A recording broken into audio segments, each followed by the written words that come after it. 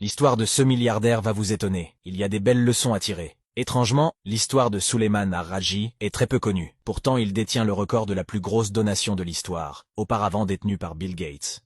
Il a fait un don de 16 milliards de dollars. La famille Al-Raji est considérée, par la plupart des Saoudiens, comme la famille non royale la plus riche du pays et parmi les plus grands philanthropes du monde. Vous pourriez croire que Suleyman vient d'une famille richissime, mais ce n'est pas le cas. Il est né dans la pauvreté. Il raconte qu'un jour, la direction de son école avait organisé une tournée de divertissement et a demandé à chaque élève de donner un rial, 24 centimes en euros. Il est rentré chez lui, mais ses parents n'avaient même pas un seul rial. Il a beaucoup pleuré à l'approche de la date de la tournée. Vient ensuite le résultat de ses examens trimestriels, il décroche la première place de sa classe et un professeur palestinien lui donne un rial en récompense. Il a couru vers le responsable du programme de divertissement et a donné son rial. Entre-temps, Suleyman a continué ses études et travaillait en parallèle, et ça dès l'âge de 9 ans. Il transportait des bagages d'acheteurs à Riyad. À 12 ans, il récoltait des dattes et dormait sur le gravier dans son lieu de travail. Il ne changeait quasiment jamais de vêtements. Il a par la suite travaillé comme cuisinier. Vers l'adolescence, il a travaillé comme grossiste de kérosène importé, puis comme serveur pour 60 riyals, soit 14 € de salaire par mois. Il ouvre ensuite sa propre épicerie et vers ses 15 ans, il vend sa boutique pour pouvoir payer les frais de son mariage. N'ayant plus de moyens, il part travailler pour son frère qui tenait une petite entreprise de change.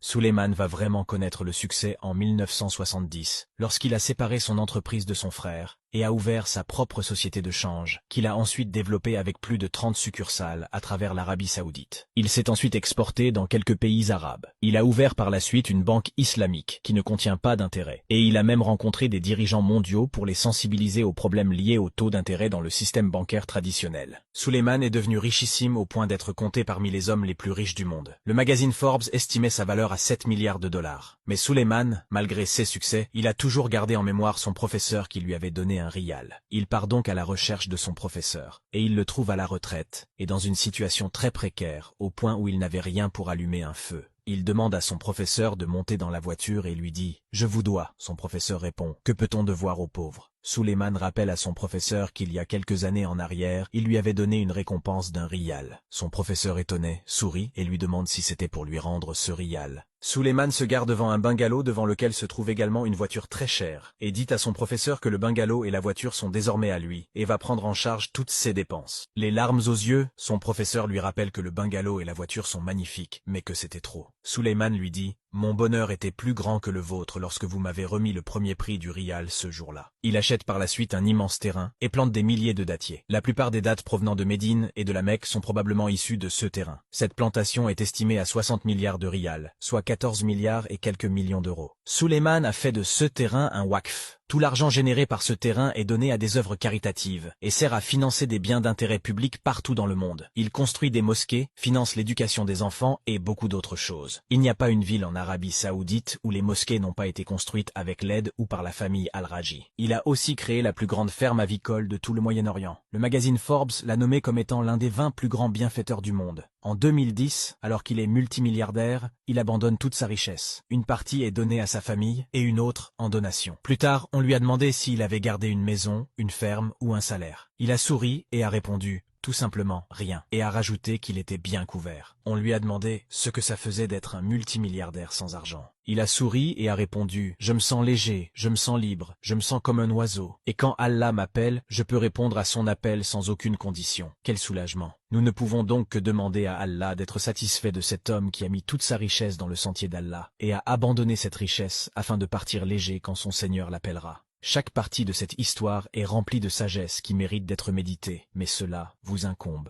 مثل الذين ينفقون أموالهم في سبيل الله كمثل حبة أنبتت 7 سنابل في كل سنبلة 100 حبة والله يضاعف لمن يشاء والله واسع عليم الذين ينفقون أموالهم في سبيل الله ثم لا يتبعون ما أنفقوا منا ولا أذى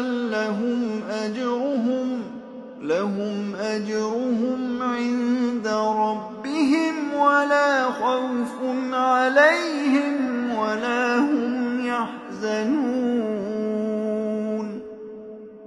قَوْلٌ مَّعْرُوفٌ وَمَغْفِرَةٌ خَيْرٌ مِّن صَدَقَةٍ يَتْبَعُهَا أَذًى ۗ وَاللَّهُ غَنِيٌّ